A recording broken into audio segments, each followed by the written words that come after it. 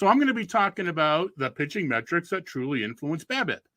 A lot of these talks we've already seen, you will be seeing, and et cetera.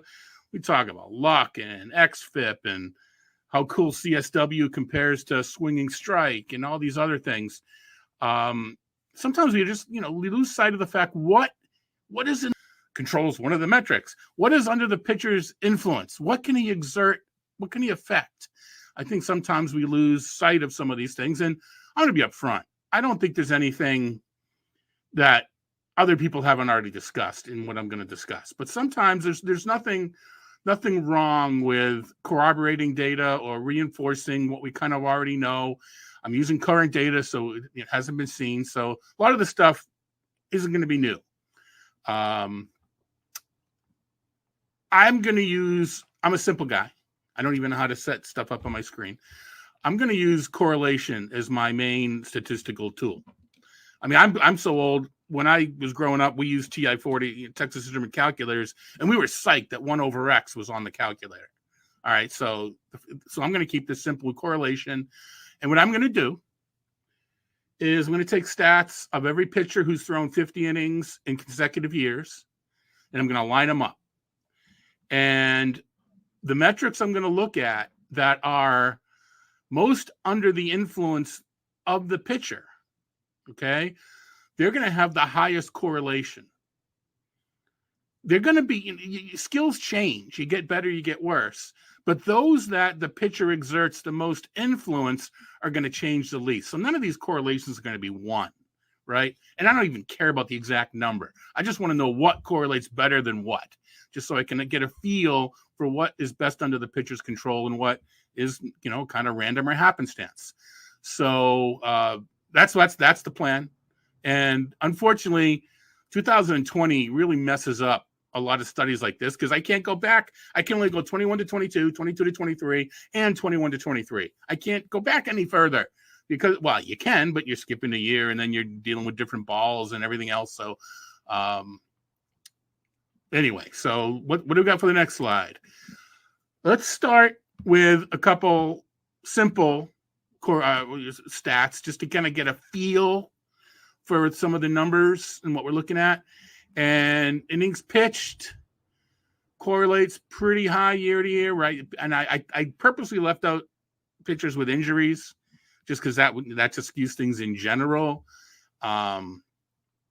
So, I mean, I don't learn anything from an inning pitch. It was just kind of to give a basis, a foundation for some of the numbers that we see. And we see that ERA and WHIP, there's some correlation. But, we know this. Again, we know that they're not perfect. They don't correlate year to year. That's why there's XFIP. That's why there's Sierra. That's why there's DRA. That's why there's whatever your favorite metric is for ERA estimation. And we're going to come up with a means to help estimate WHIP in a little bit. All right, let's look at some these are some of the basal skills of pitchers. These are considered, we think these are under the pitcher's influence, right? And if we take a look at the correlation, they're higher. And you don't have to be writing these down. I got a slide at the end that has them all, so we can see them from top to bottom. So while you're frantically looking for notepads to write this down, you don't need to anyway. So strikeouts correlate a little bit better than walks, and I think maybe some of us kind of thought that to begin with. But the fact that, then these numbers are much higher than the ERA and the WHIP, I think is what's most important. And it makes sense that K-minus BB is correlates a little bit less in both of those because they incorporate both of those into the equation. So, all right, that's skills. They correlate pretty high. Again, I don't care what 0.7 means. Statistical guys out there and gals out there, you probably know a lot better what that actually means. Again, I'm just looking for what's bigger than the, cavemen, what's bigger than the other. Now we've got line drive, ground ball, fly ball, and ground ball to fly ball ratio. These are the numbers that are on Fangraphs.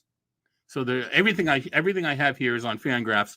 Even the StatCast now is shown on Fangraphs. When I show studies like this, I like to use publicly available data. That way, if you want to do your own studies, if you have any ideas on your own, Some of this may not be publicly available, but the majority of it is.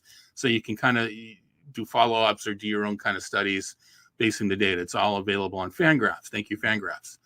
Line drive percent is much lower. It's under less influence. Pitchers can affect line drive percent a lot less than they can affect ground ball and fly ball. That's interesting. Ground ball per fly ball, they exert the most influence over the ratio of the two. I think, again, we kind of knew this, right? I mean, I don't think this is anything that we didn't already know. Maybe the studies were done a little bit differently, but I don't think I'm telling you anything that you don't already know. Although I think we need to reemphasize that the line drive there's a lot less influence than we may believe to give up line drives. What's next? Home run per fly ball, BABIP, and left on base percent. These, I think, we recognize as the metrics that, the luck metrics. We look to see if these were lucky or unlucky when we try to figure out, reverse engineer why an XHIP is high or low, why a Sierra is high or low. These are some of the metrics we look at and take a look. The correlations are not very good. One could even say they're close to random, which supports the fact that these are luck-induced metrics. It's a little disconcerting that a pitcher is, at least according to these numbers, doesn't have all that much control over his BABIP. That's a little disconcerting, but I'll get more into that in a moment. And left on base percentage too, as we know. We know that better pitchers can approach 78%. Most pitchers are around 72%. So there's got to be some level of control there, but it's not shown in the correlation studies. And home run for fly ball as well. Again, all these luck, that's the difference between FIP and XFIP is home run per fly ball. Next slide. All right, these are obviously people recognize as being directly from StatCast. And actually, I probably should have taken longer to get these slides up because we're going to have some time for questions. Or I'm not singing, I know that, but we'll see. There's some other slides that we can take more time on. But anyway, the barrel percent, average exit velocity, and hard hit percent, these are StatCast numbers. And barrel percent, as we know, correlates well with home runs. Sure, the pitchers have got some control over it, but maybe not as much as we'd like to intuit. Exit velocity as well. There's some control, but maybe not as much as we'd like to, as we thought. And hard hit percent, which I think people, if you're spending your Saturday afternoon or evening watching me talk on a seminar of this nature, I think you're aware what hard hit percent is, 95 miles and above exit velocity, and it's not just an arbitrary number. It's the point where BABIP and exit velocity, there's not a linear relationship. At 95 miles an hour, it's where the batted balls really start to become hits. So if you're not giving up air quote hard hit, by the definition, you're able to keep the BABIP down. It's just 95 mile an hour. It doesn't matter if it's line drive, ground ball, or fly ball. That's the point where the BABIP really starts to take off. There's some control, and we'll have to keep that in mind. Soft, medium, and hard. This is from Fangraphs. Back in the day, pre-StatCast, a bunch of us used to send in videotapes. If you don't know what a videotape it is, Google it. A videotape of baseball games. We used to send them into Baseball Info Solutions, and someone was paid to watch the games and write down line drive, fly ball, archive the game by watching it. That's how old I am, everybody. Fortunately, we've gotten a little bit better, but some of us have grown up using soft, medium, and hard in our analysis, so it's there and it's easy enough to plug in. So I plugged it in, and this is interesting too. At the beginning, I kind of said, well, a lot of this supports intuition. Sometimes it's good to do these checks because sometimes intuition isn't right. If you don't know, and someone would ask you, what are the BABIPs of soft, medium, and hard percent contact? A lot of people would say, well, soft is You know, the BABIP of hard is the highest. The BABIP of soft is the lowest, and medium's in between. That's actually not the case. Medium contact is the lowest BABIP. Now, if you already don't know, when I explain it, you'll go. But medium hit ground balls can be fielded, and most runners can't beat them out. Softly hit ground balls can be fielded, but a lot of runners can beat them out.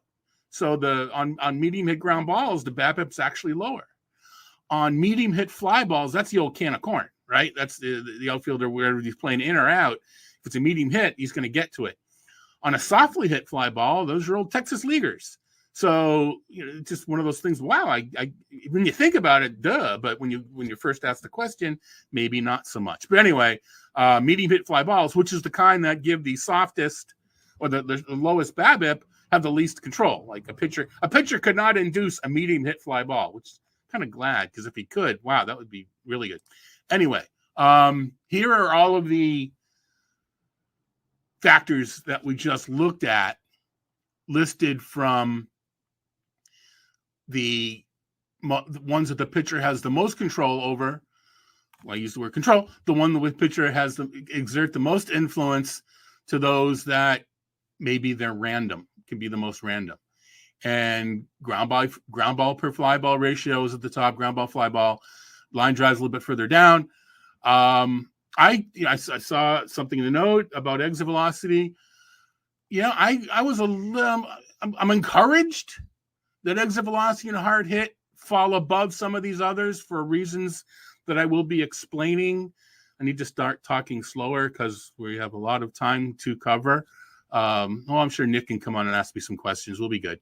And you can ask me anything in the chat once we get done. But, right now is just data. So let's circle back to the title and figuring out an X BABIP. What's under the control of the pitcher? Their ability to induce ground balls, their ability to induce fly balls, and what do we know about ground ball and fly ball BABIP? Ground balls have a higher BABIP than fly balls. Again, not telling you anything that we don't already know that's out there. And what I'm about to show, I guarantee people do. Maybe they keep it proprietary. Maybe they keep it to themselves. I don't know, but I'm sure there's people that do what I'm about to describe. So what am I about to describe? Factors influence BABIP. The batted ball distribution. So these are the correlations here, just to keep to remind us, and then hard hit percent. Their ground ball, the fly ball, and the line drives. That's what influences. They all have their individual BABIP, and then if a pitcher, there's some control over hard hit percent, which I'll talk about later, as far as how that can influence the BABIP. Knowing this, we can come up with an expected BABIP, just a weighted average of the component batted ball BABIPs.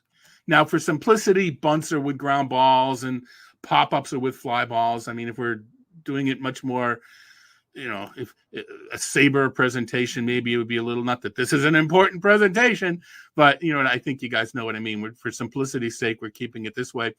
And these BABIPs that you see for line drive, ground ball, and fly ball, keep in mind that it's withdrawing home runs. So there's going to be a line drive, a batting average on line drives, a batting average on fly balls that you're going to see is different than what we see here, because this is actually the BABIP of these components, and the home runs are taken out of the denominator. So your line drive BABIP may not be what you see for line drive, even if there's ground ball BABIP. I'll use a better example. May not be what you're used to, because there's no ground ball home runs, but the denominator is different because the percentage of balls in play is different than when you take out home runs. So these are the numbers specific to 2023, and the BABIP on these particular hit types, and we plug them in to the formula up here. Each particular pitcher's ground ball, line drive, and fly ball percent gets plugged into that formula. So what we have here is the league average is the top in blue. All right. Those were the league average marks to give the league average BABIP from last season. And the others are just, I don't know, hypothetical, but just looking at a range of a ground ball pitcher to a fly ball pitcher, plugging in the numbers and keeping, for now anyway, keeping line drive constant, keeping, that the line drive is under less control. But just for the purpose of this slide, this particular discussion, let's keep line drive constant and take a look at some of these BABIPs. Now, the top and the bottom are kind of extreme. So even if we look at a 55% ground ball rate, which we know some pitchers can do that, Marcus Stroman, there's some pitchers that can do that, they should get a 314 BABIP just on the batted ball distribution. How many times have we looked at a 314 BABIP and that's coming down? That's way over 300. That's way over 297 or whatever. That's going to regress. Well, you know what? And I think people know this. If you're watching this, you probably already know this. A ground ball pitcher is going to have a higher BABIP. They're going to have fewer home runs. They're going to get more double plays. Their ERA could be lower, but their BABIP is going to be higher. Their WHIP is going to be higher. On the other hand, a 45% a fly ball pitcher, there's some in the 40 range, 45% fly ball pitchers. They're going to have a BABIP considerably lower, 275. How many times have we looked at 275 and said, "Uh-oh, I'm avoiding this guy because his whip, his BABIP's going to jump next year"? Well, not if he gives up a lot of fly balls. And while we're at this topic, a lot of people consider ground ball percentage a skill. I view it more as a trait. Okay, it's a career best 45%. I don't know that it's a career best. Give me a fly ball pitcher in a big park with good outfielders. Not even a big park, but a park that suppresses homers for whatever reason. Of course, it's a big park. I don't want my fly ball pitcher there, but a park that suppresses homers with a good outfield. I want that pitcher because he's not going to give up as many hits and he's not going to give up as many homers because of the park itself, even though he's giving up fly balls. So to me, it's more of a trait, a characteristic, being able to induce ground balls. In some cases, you want it. So, if I'm in the Great American Ballpark, I want my guy throwing ground balls, inducing ground balls. But to me, it's still not a skill. It's more of a trait. So the point being, here's just a general array of, these are plausible BABIPs that we should not automatically will consider to regress based upon fly ball and ground ball, keeping in mind that fly ball and ground ball are what the pitcher can control, can influence. All right. So what do we have here? I have a bunch of slides just to kind of show some of the ranges. These were the lowest expected BABIPs. So these were based upon the pitcher's batted ball distribution. Now you will see a lot of the players listed in the next couple of slides are relievers. I mean, they had 50 innings, but there is still more noise variance in 50 innings. And it could be within, ground ball, fly ball is the most stable in 50 innings. There's still a lot of noise. So a lot of these pitchers are, their ground ball, fly ball, line drive ratio may have changed if they had, they're not going to, relievers aren't going to pitch more than 50. But if they had happened to throw more innings, they may have changed. So I just wanted to sort of emphasize that these BABIPs from 240 to 260 may not have been luck. At least based upon the batted ball distribution. The distribution may have been luck, but the BABIP itself is justified by the hit types. What's the next one? The next one is the highest expected BABIPs. So these guys gave up a very few number of line drives or a whole lot of fly balls. But again, a lot of these are pitchers that didn't throw all that many innings. And again, if you're projecting a reliever, he's probably not going to throw all that many innings. So you may a high BABIP or a low BABIP for reliever may be more real than it is for a starter. And I think we see that with some of the better relievers. And again, by saying better relievers, that elephant in the room, how much influence do they exert That how come better relievers have such great BABIPs? There's got to be a reason. All right, so here again, just going through it, just to show you that some of these really high BABIPs might not be bad luck. They may have been deserved. Pierce Johnson, he wasn't unlucky. He may have been, again, unlucky in his distribution, and that may normalize. But those are plausible BABIPs. Those are plausible. All right, what do we have on this chart? Okay, this is the difference between the actual and the expected is the largest differences. So these we would be considering the most unlucky. But the question now is, were they unlucky? Or, is the BABIP actually close? Actually, well, no. I mean, they are unlucky because the difference is high. But what would we have thought if we just saw the BABIP all by itself? So these pitchers, Jesus Luzardo is not a fly ball pitcher. He was very, very, very unlucky, and he threw more innings. This is backwards looking. I don't know that we want to, I'm going to write down these are the pitchers I want because these were the unlucky guys. I don't know that we want to go down that road, but it's just kind of show some of the discrepancies, what the expected BABIPs could be compared to what they actually got. And again, we're making the big leap of faith that it's strictly based upon their batted ball type. What's the next slide? All right, here we have the biggest, the luckiest pitchers, if you will. The luckiest pitchers, and these were just from 2023.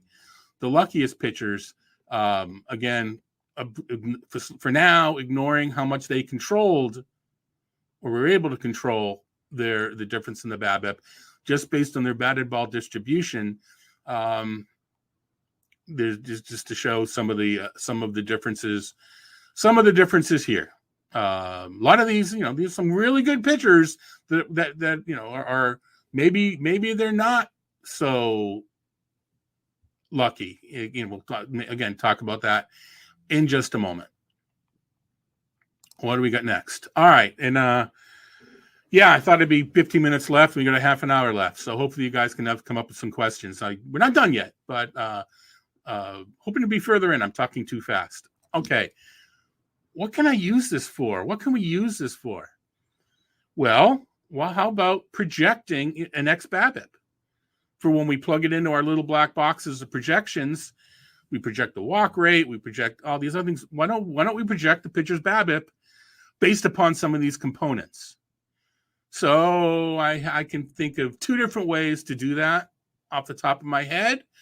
And we project ground ball, we project fly ball, and then line drives, what's left. That could work. Or we regress their historical line drive rates to the league average, and then we use ground ball to fly ball ratio to fill in the blanks. And keeping in mind that ground ball to fly ball ratio was the highest projection. I'm going to lead towards the second one for reasons that, the elephant in the room, which we will now talk about. The adjust via hard hit percent. Okay. Here's what everybody is saying is that pitchers, but pitchers can control how hard, if they give up hard or soft contact, what their hard hit percent is. The regression shows that overall, over the entire player pool, not so much. But what if we, and I haven't done this yet. This is sort of the next step. I hope to do it before we talk next year. But, it's sort of the next step is let's take a look at the pitchers whose hard hit percent, it seems to be under their control. Let's cherry pick the data and put all those guys in a group. Because if it's, when it was like 0.3, whatever it was, that doesn't mean that everybody is the same variance. It could be a third of the pool is pretty tight. It's correlation close to 1. Then the second 2/3 of the pool is all over the place.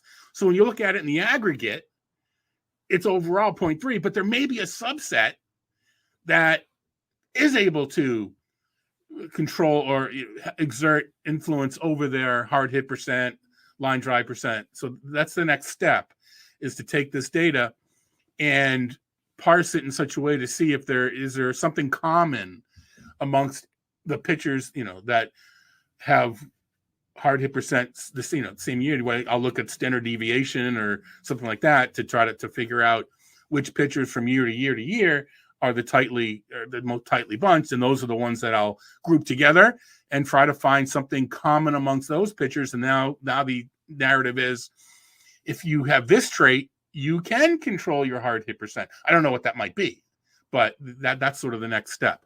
So projecting X BABIP, we determine the line drive, ground ball, and fly ball. And then we make our adjustment based upon, can they actually influence control, and how much influence do they have? And that's sort of, to me, the holy grail. And again, it's still a work in progress, but that's kind of where I would like to go. And that is actually what I had to present, which still leaves us half an hour. I can see the chat. You guys got any questions in the chat? Doesn't have to be about this. It'd be nice if it was about this, but wow, we got 27 minutes to kill. Let's have a TZ Ask Me Anything. Will that work? Jump on, ask anything, or I'll just keep talking about. We can go back and look at the pictures a little bit more, but apologize. I thought it would take a little bit longer. Nothing? No questions? Am I just not seeing them?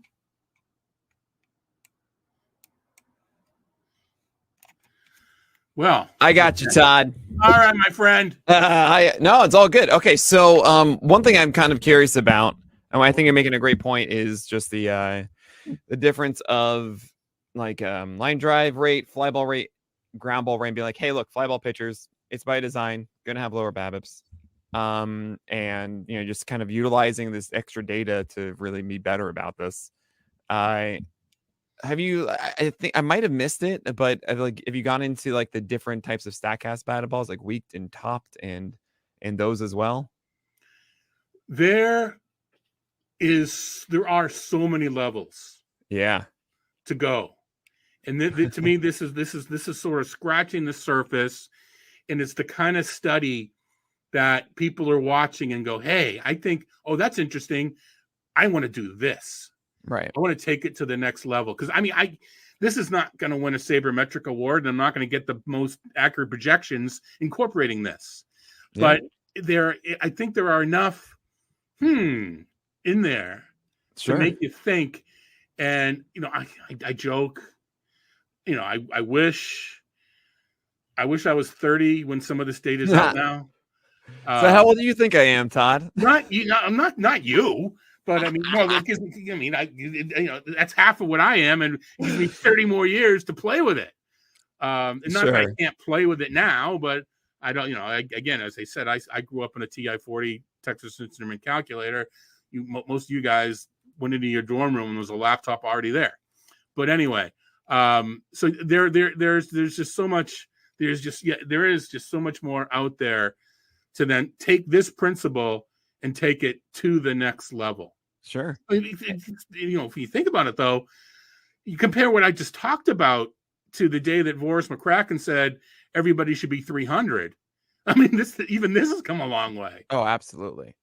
And to answer Justin's question, yes, I am 13. I needed permission to go onto the internet today to actually stream PitchCon. Barely, just barely. So one thing I wanted to mention quickly is something I've been talking about a decent amount this offseason, which is just really ICR rate. And this from John Metzelar, which is from 2020. I think it was a FSWA nominated piece from Metzelar, Beyond the Barrel. And so it's working with what Tom Tango did here about the different ones: barrel rates, solid contact rate, poorly weak, flare burner, and poorly under, and pretty much poorly topped as the 6.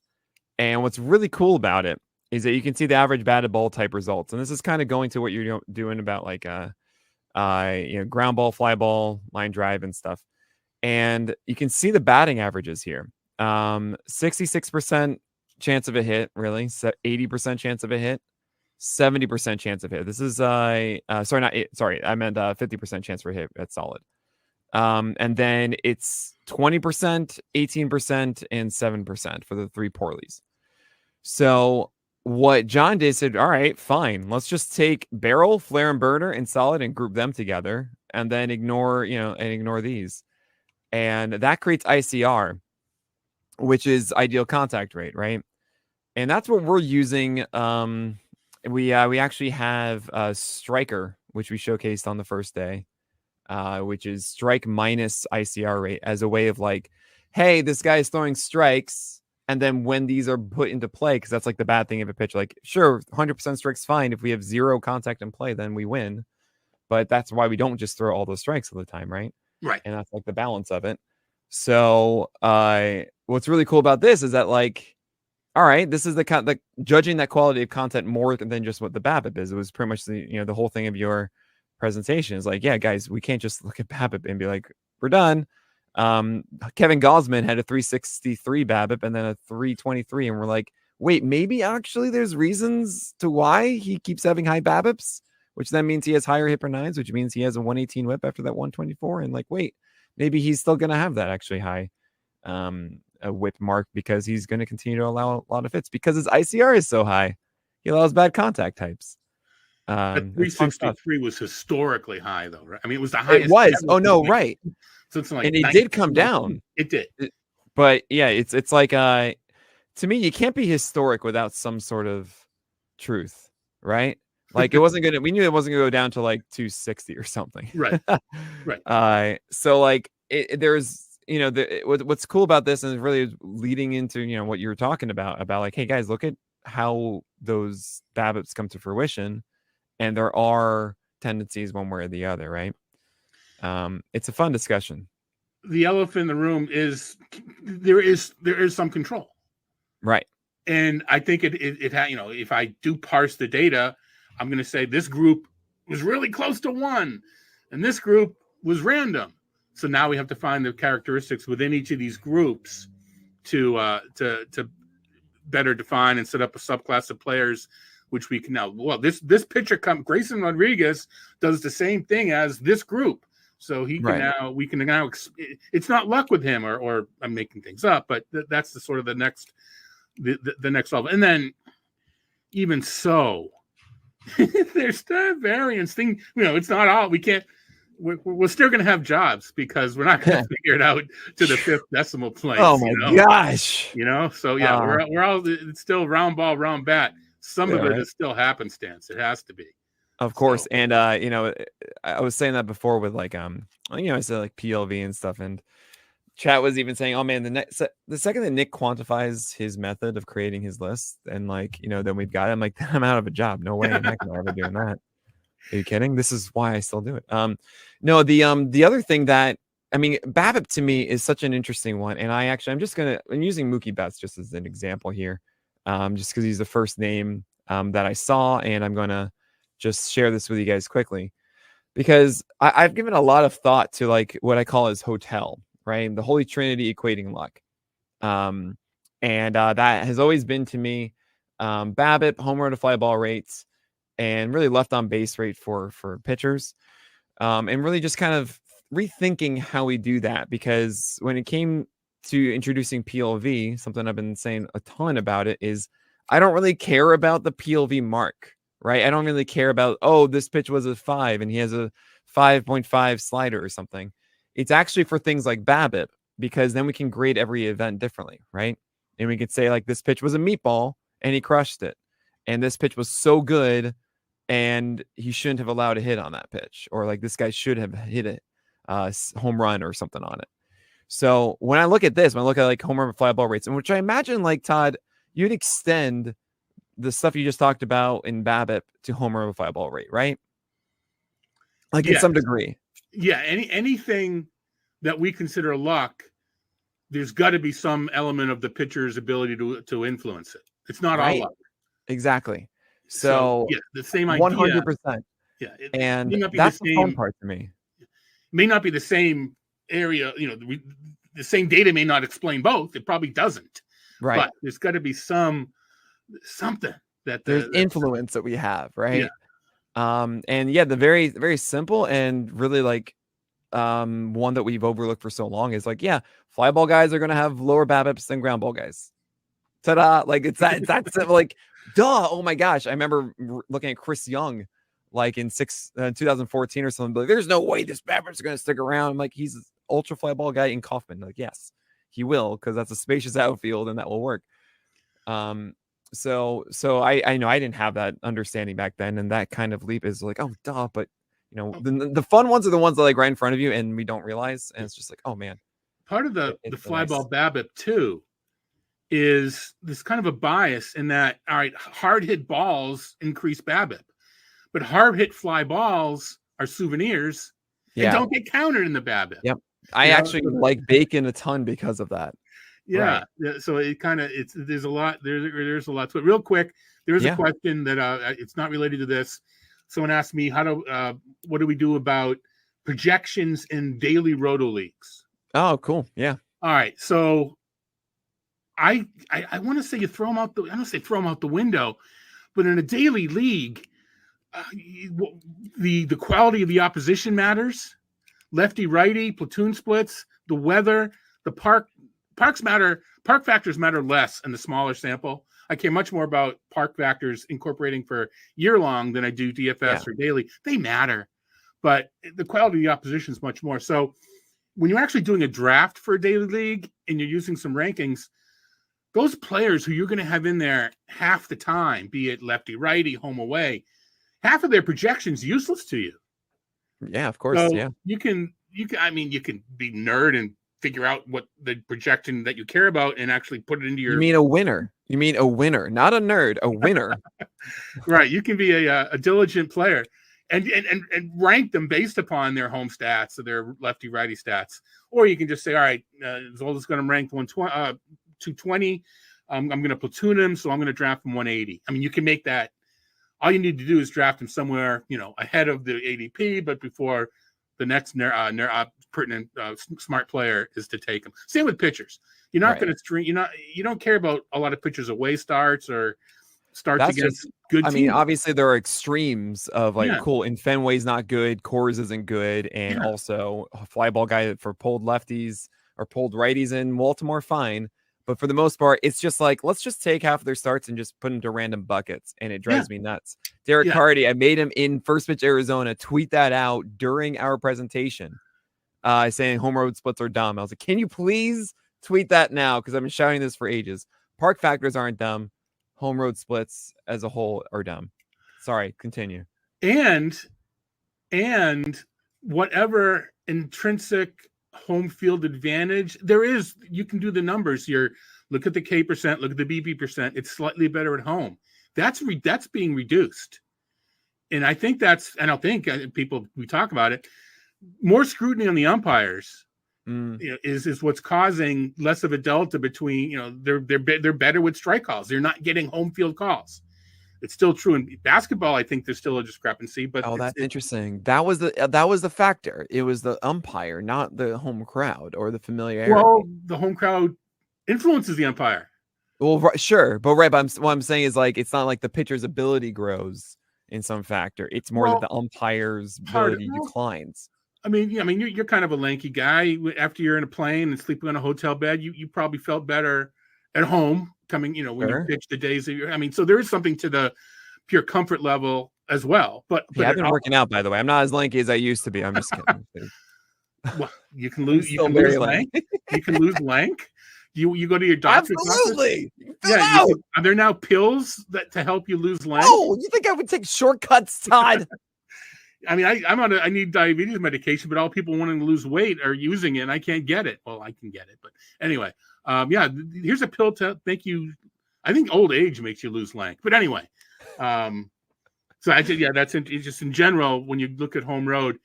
I think Derek's more about lefty righty, that you need the book says you need. Oh yeah, years until you own your split. I mean, you can regress towards league average, but you know this whole left. Wilmer Flores is a lefty killer. I think that would get Derek's ire a little more than some of these others. But anyway, any more questions that we had here? I don't know. I mean, there's that's best talking about Blake Snell, and he was saying that he was on one of the slides that would, he found that interesting that you featured him.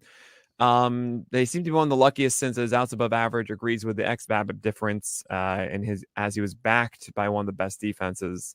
And actually for us, this is actually one of the cool things that we're doing with PLV that I think really leans into what you're talking about, the pitcher's influence, because when it comes to Blake Snell, we talked about mistake rate. And mistake rate is something that we're introducing this year, which says which of these pitches, among all the probabilities that we throw, pitches thrown, based on this quality and context, it has X% to be a hit, X% to be a home run, and so on. And the pitches that are double a chance of being a hit are called mistakes for us. And Blake Snell had the lowest mistake rate by far of every starter in the majors. And there's something to that, right? It's just like how he approached it. And we've talked about a lot about like the walk rate being high, but because of that, he had a really low hit rate. And then you throw in also the defense behind him. Those two things combined is why the BABIP, I think, was lower, is that when contact was made, it was them extending more and on these non-mistake pitches, which is an interesting conversation. How much so, I don't know. I'm sure there was a lot of luck still involved with it, but it's how much is still the big question here. We had this discussion at first pitch, and I went on Twitter and said Spencer Strider should win the Cy Young. Blake Snell's the luckiest man on earth. And you talked me off that. I don't want to say ledge. I wasn't on a ledge, but you explained this to me. I said, wow, that's okay. I now understand that Blake Snell influenced a lot of the good results. Right. Not all of them. Well, that, yes, but so the right, the part that it's still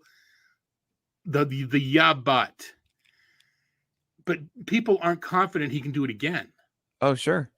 And that to me if you're not confident he can do it again, then did he really exert that much influence on being able to do it already? I think the question about can he do it again is a recognition of the rhythm. It's kind of like how Jake Arrieta allowed one earned run in his second half. Yeah, you see, he was pitching out of his mind. But as we know, like it's not just September where you're at as an ability carries into April. I think maybe it was even you or someone else saying second half performances, how much should we actually care about those? Because how much did they actually really influence and stick around for the last year as opposed to just being a random sample of performance, right?